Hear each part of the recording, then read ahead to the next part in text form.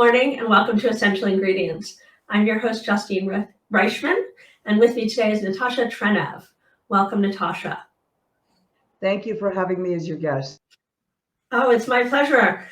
I'm super excited to learn more about you. I've heard so many amazing things, read so many amazing things, and if you would, I'd love you to just share with our audience a little bit about yourself. Maybe if you could just, give us your name, your title, Okay. and a short bit about what you do. Okay. My name is Natasha, and I'm the founder and president of Natren Probiotics. I introduced the whole field of probiotics 40 years ago. I'm an expert in fermented foods, have set standards for yogurt and kefir, and I'm considered an expert both in fermented foods and probiotics.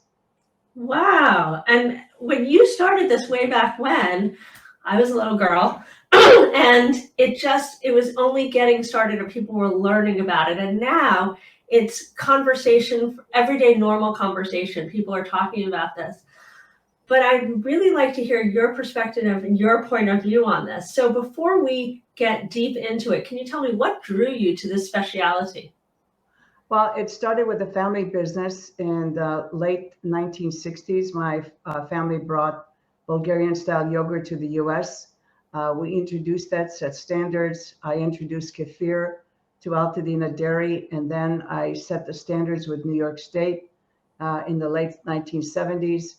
And it drew me because we got phenomenal reports on miraculous changes in people's health, even with those functional foods.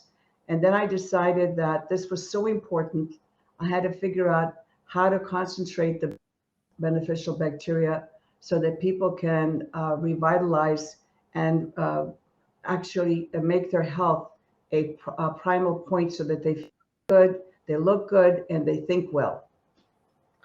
I think that's super important. And you touched on something, functional foods. To me, this term has only been something we've been talking about in the last 10 years or so. But tell me about the conversation you were having 40 years ago when you started this and the impact of what you were doing on functional food.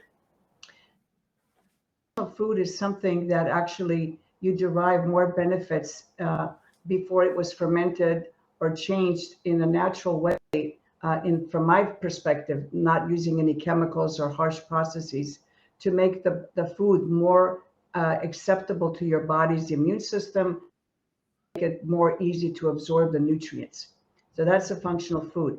And functional food didn't carry great colonies of these beneficial bacteria. So what I decided that along with the functional food, I would have to concentrate the beneficial bacteria, because even 40 years ago, we were seeing the rise of chronic digestive diseases. And I wanted to make sure that we gave people a natural, holistic way to deal with their digestive issues. So if you could tell people one thing or let them know one thing about their health, and what would that be and how does it connect with the gut and the probiotics we're talking about that you spearheaded? Well, yeah, the one thing about their health is that the GI tract, or the gut, is the a way that all health and all disease is manifested in the body, because we are more microbes than we are human cells. And it's the only alien thing that's in our body that we have to form a unity with in order to enjoy phenomenal health, from thinking, from skin, from digestive issues, from energy, from everything. So when you first got into this and even now, what is the conversation you have with doctors about this? Well, the doctors were only the 5% who I call were the thought leaders. Believe me, I worked with the head of obstetrics at Cedars-Sinai in the mid 1980s, and I helped many women with their vaginal issues, fertility issues, health issues. And he was very supportive of my efforts and actually allowed me to give a presentation to about 140 doctors and their grand rounds in Cedars-Sinai. I work with the nurses from Yale. We found that using my acidophilus, the women who had AIDS and had yeast infections were able to recover just as using a drug without any side effects. I work with a person who is a specialist in celiac disease, Dr. Bai in Argentina. We did 2 studies on celiac disease, and my products performed very well. We did acne, famous dermatologist, and showed that our product did as well as the antibiotic for clearing up the skin, especially from acne. And we've had multiple millions of reviews with people with severe digestive issues, such as Crohn's, colitis, inflammatory bowel disease, IBS, just people who were completely not functioning. And we've had also wonderful results with people who were generally healthy when they went on my regimen. Wow. So you mentioned a couple, pardon me, studies that you were participated in. Mhm. Can you talk to me a little bit about those? Yes, of course. The studies at Yale were phenomenal because are acidophilus on vaginal yeast with women who are HIV positive. And I had a terrible time. So if you are HIV positive, you are much more susceptible. So the fact that our products perform as well as the metronidazole without any side effects on the women was incredible. And that's a published study. Wow, that's amazing. Are there any other studies you're working on today? No, we're not working on any studies, unfortunately, because of COVID, but I am of people to figure out what the next studies are, because it's difficult to get people to go on a placebo when there's so much suffering and pain going on right now. Right. But we know that for 40 years, if you look at the reviews, and that's why I'm still working, because now our immunity is jeopardized, our digestive health, we have 80% of our whole entire health budget being spent on chronic disease.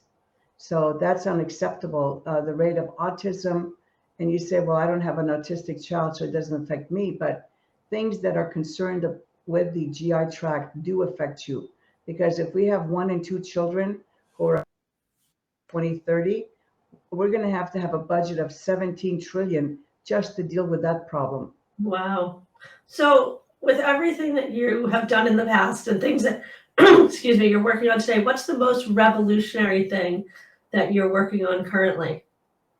The most revolutionary thing is I'm working with a prominent doctor, Dr. Sabine Hassan, and she has a protocol for long haul COVID in people who are vaccine injured.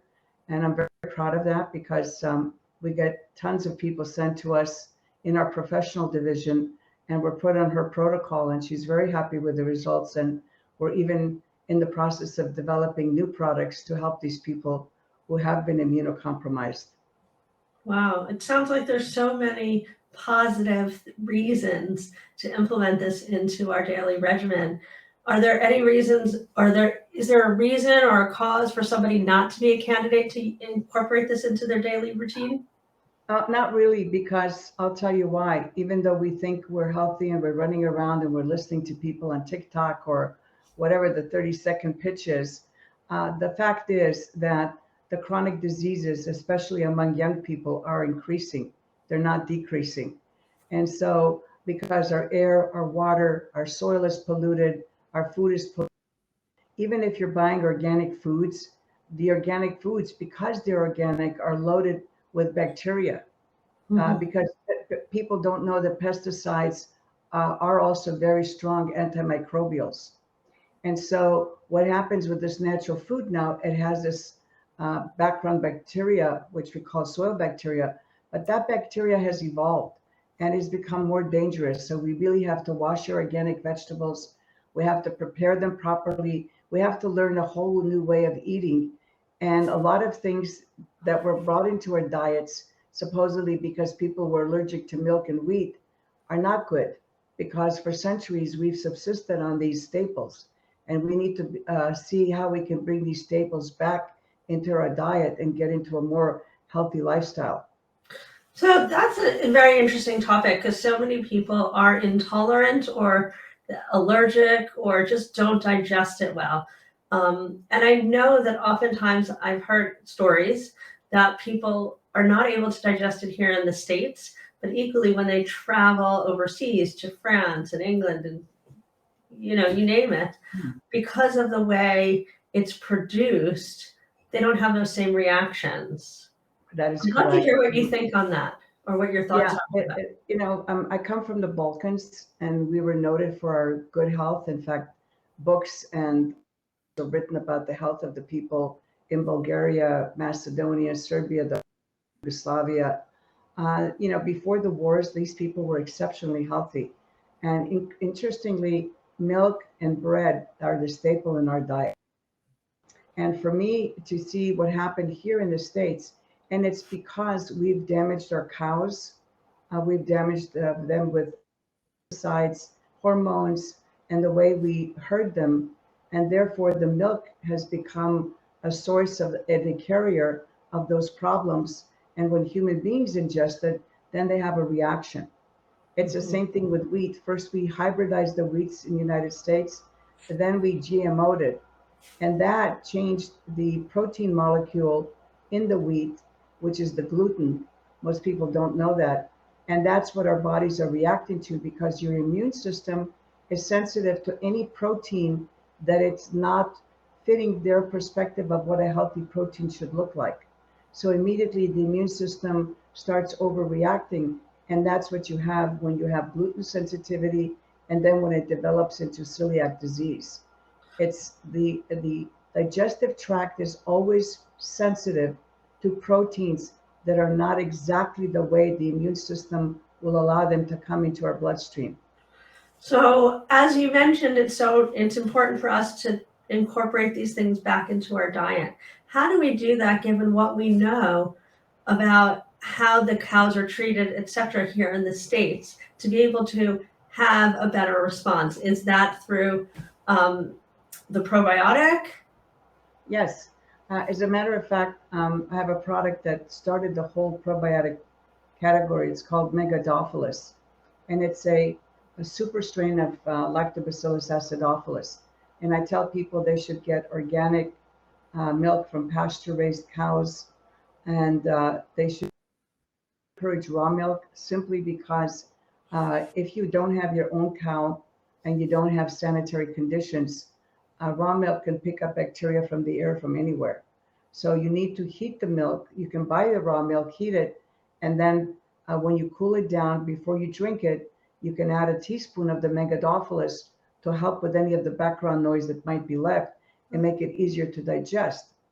Or even better yet, I have a yogurt starter, which is not a huge money maker for me, but I made it so that people can make their own Bulgarian style yogurt at home and following my directions. And when you use organic milk that's not pasteurized and not anything done to it other than just normal heating, if you follow my directions, heat the milk, cool it down, add the culture, let it sit in a dark, warm place for 5 to 8 hours. You're going to have beautiful homemade yogurt that you can have every day. And when you have an allergy, you always take small bites. You start with small bites and allow your immune system to start tolerating that food. Wow, that's super interesting. I mean, I know myself, I was in France this summer for 3 weeks where I was eating anything I wanted and I never got bloated. I didn't feel like I had that, you know, that gassy feeling or full, you know, full in a bad way. And I was Mhm. excited because I thought, okay, well, maybe I'm growing out of this or something. And I came back to the States and I ambitiously started to incorporate things back into my diet. And I got the same response I did previously. So to be able to have and utilize what you're talking about, which can allow me to enjoy some of those things, sounds very exciting to me. Yeah, well, Um, that's the whole point, because I think these are perfect foods. As I said, they're staples in a culture that was very healthy. You know, milk may not be good somebody from an Asian culture where the children are not fed milk products once they're weaned off of breast milk. mhm. But, you know, the thing is, we have to start analyzing why our immune systems here in North America react to all these proteins. Because without proteins and proteins, we cannot rebuild our body, because every minute we lose 10 million cells. And Wow. every year, our 50 trillion cells are replaced. So if our body's producing cheap proteins, they produce disease. It's as simple as that. And that's one thing I want to leave people with, that getting the wrong probiotic bacteria is not okay, because the immune system will react to it and they will at some point take advantage of your body. You have to choose probiotic bacteria, A, that evolved with Homo sapiens, have at least literature that it's 100 years old or more, that it's been around and tested with safety measures for at least 40 to 50 years, and that you don't have any feedback of anybody ever having reaction to it. That is so important, because people don't understand microbes, and actually the microbes will determine the state of our health in this country. Wow. So there's tons of products when we go to Whole Foods or any natural food store, right, to choose from. What Yeah. are some of the things people should look for on the packaging so that they can make the best choice for themselves? Okay, well, I was part of this industry for 56 years. I sat on standards committees for 10 years. So my probiotic labeling standards were read into congressional record in 1995. So I'm going to quote them. Okay. In other words, if the product tells you it doesn't need refrigeration, then each organism listed on that label has to have a specific potency guaranteed to the expiry date. And if you look at those products that are sitting on the shelf, first of all, none of them have a specific potency for each microbe listed. All they do is they give you a total potency. You have no idea what's in that product when you take it. That's what I'm saying. So that's number one. So for a rule, just you avoid anything that's sitting on the shelf. It either uses dangerous microbes that survive mishandling, or it has microbes that are not going to do you any good because they've been now abused and not handled properly. So let's go to the refrigerator. The products need to be in a dark glass, and has to have each microorganism listed. And again, each microorganism has to have a specific potency through an expiry date. Without that assurance, you have no idea what you're ingesting, which bacteria may be alive, dead, stressed, dysfunctional. And that's why these products are not working, because this is a marketing decision. It's not a scientific decision. I'll tell you, this probiotic bacteria is going to treat this symptom. Again, the wrong approach. Probiotic bacteria, and how I've chosen them, are to inhabit the small intestine, the large intestine, control the transient flora, and assist the immune system in allowing the body to nourish itself without food sensitivities, without food allergies, without lowering our immunity, and making sure that that combination and that communication is always beneficial to the human host. That cannot be achieved if you don't know exactly what you're ingesting. And the most important thing to remember, if those bacteria don't survive stomach acid, I don't care what they say on the label, nothing will help you. So I've developed in my Healthy Trinity a unique oil matrix.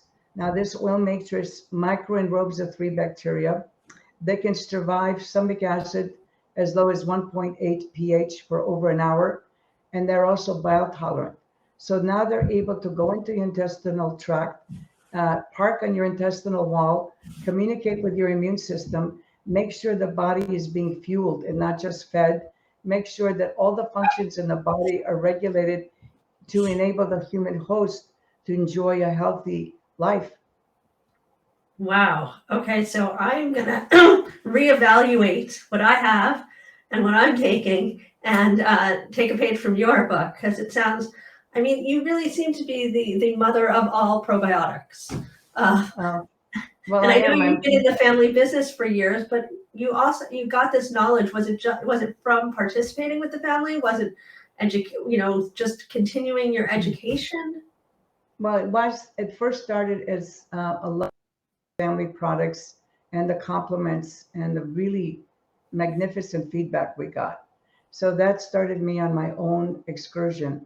I worked with I would find the best people in their field, and I would have a brain melt with them.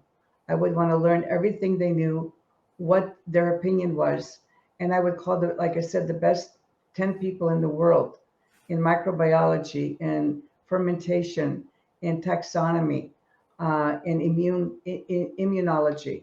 And I would work with them and learn everything that they learned and then put all this information together so that my products would incorporate all of those features that would make each person have a positive response to their health when they took these products.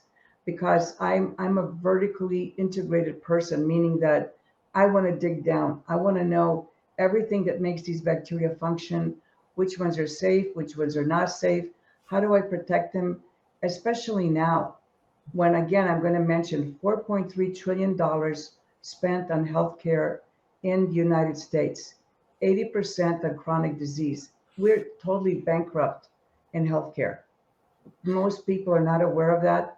That's why you're having, and especially concerning to me, is the number of young women and young men that have diseases that I've never heard about in this young age. And that's what my biggest concern is. So what is the most important thing someone could do to take control of their gut and their health? Okay, well, I would start with one of our healthy trinities twice a day. I would tell them stop eating raw foods. Right now, raw foods are not the best. Stop going to juice bars.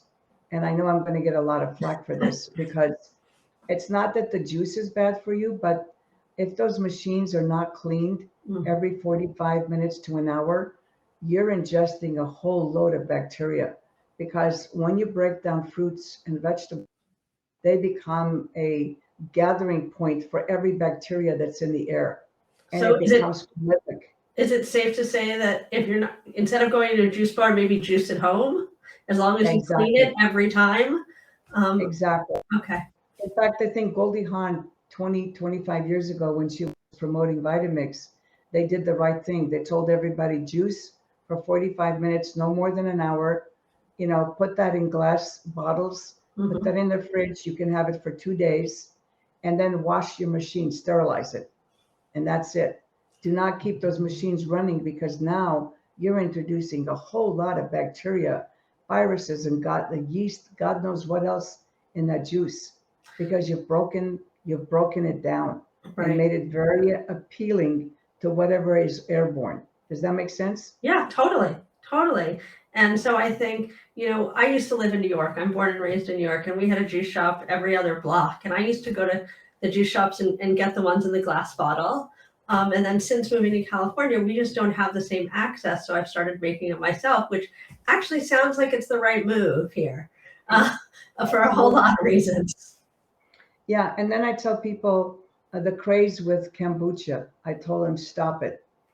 Okay. Okay. Let me give you a little bit of background. I was the first one that told people, don't drink soy milk. Oh, did I get a lot of flack? Oh, people were calling me up, telling me I've lost my mind. I don't know what I'm talking about. And I said, listen, I look at the culture. The culture in Japan uses soy milk once a week. They use it 6 to 8 ounces as a treat. They're not drinking a pint of this stuff every day. Right. Voila. Later on, we found that it simulated supplementation with estrogen. Everybody who knows about the soy milk catastrophe knows what happened. All of a sudden, those 20 SKUs in Whole Foods disappeared. And well, the same thing is happening with kombucha. Kombucha, and I've worked with a lot of Ayurvedic physicians on this. Kombucha is a natural medicine that's made by specific families and Asian cultures to be administered to people when they know they have a problem or an illness that this family has dealt before, and culturally treating these people in those regions. What we've taken a yeast organism, which is the same organism that's used to brew beer, and we've mixed it with the bacteria that produces cellulose. Okay, we have no idea what the safety of that bacteria is and what the daily consumption of that bacteria means to us. And we're drinking this in quarts. Many times I've seen people drink this in quarts every day. Since there's been anti-candida information for at least 40 years, I don't understand. I said, please tell me how all of a sudden we've gone to not eating yeast, that we're consuming large amounts of yeast and even beer yeast every day in a drink that also has a bacteria which we have no safety records on. How can that be healthy? I hear you. I hear you. And when you think about it intellectually, what you're saying makes perfect sense.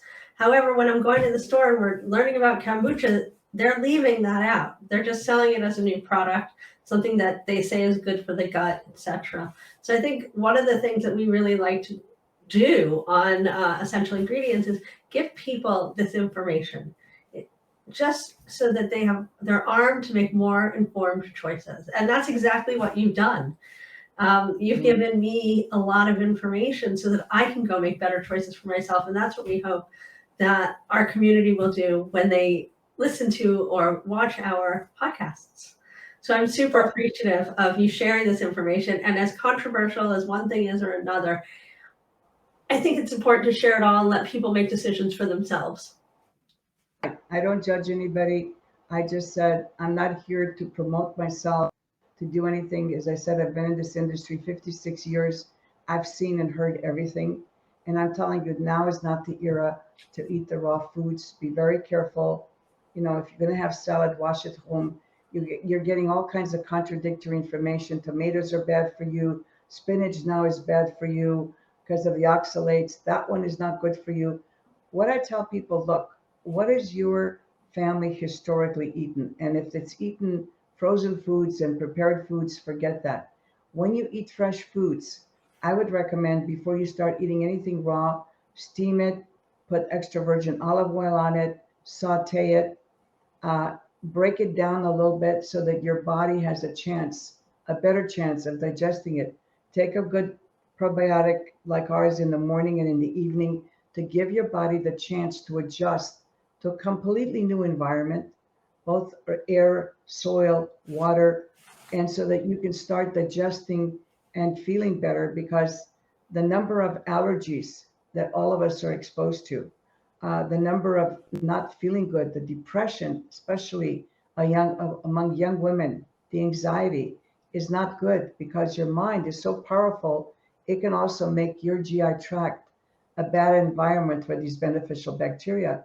And since 40% of your dry weight fecal matter is bacteria, they're not going to want to hang out with you. So before we wrap this up a little bit, are there any hard-hitting statistics that you can share about the impact of the way we eat on our health? Well, the only statistics that can show you the rise of chronic disease, the rise of colon cancer. Okay, you have to see that in the 1950s, we ate beef, we smoked, and we drank. The statistics for chronic disease are way lower in the 1950s than they are now. So you have to say, what are we doing now? The chronic diseases among young people is exploded. Colon cancer, people in their 20s and 30s having part of their intestines taken out. That's horrific. What have we done? Back and examine. We just can't listen to gurus that are shaking their buns in a TikTok commercial for 30 seconds or 60 seconds and say, that's what I want to follow.